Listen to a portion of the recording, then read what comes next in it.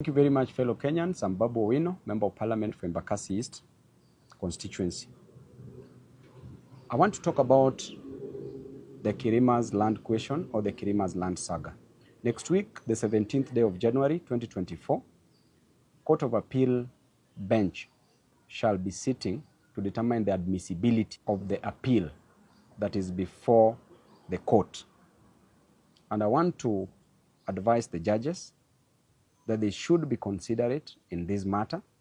They should not go with what the Kirimas are saying, because the said land in question has a lot of challenges, and members of the public have a right to appeal.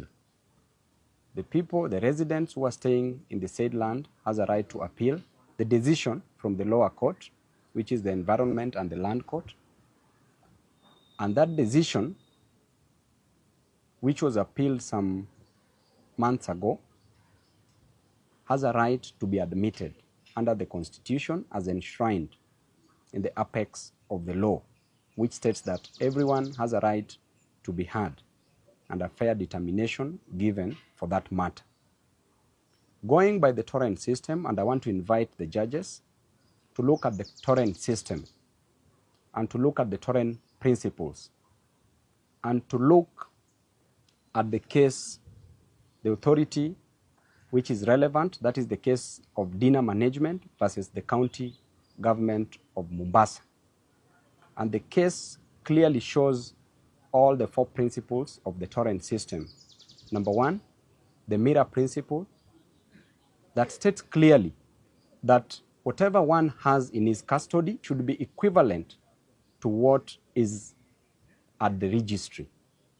Number two, the insurable principle, that states clearly that in case the government misleads members of the public or the owner of the land in question, then the government is responsible to pay damages to the owner of the land. The government is responsible to indemnify the owner of the land, as in our case, where the Minister for Lands misled members of the public to believe that the said parcel of land belonged to the Kirimas, yet the said parcel of land belongs to the Dominicos.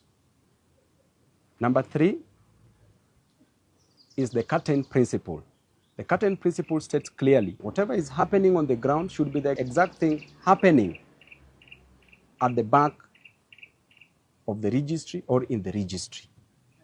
And lastly, the indivisibility principle, that states that ownership of land, there can only be one owner of a parcel of land at a time. And when we look at Dina Management versus the county government of Mombasa, it was decided by the court that just a mere search is not sufficient.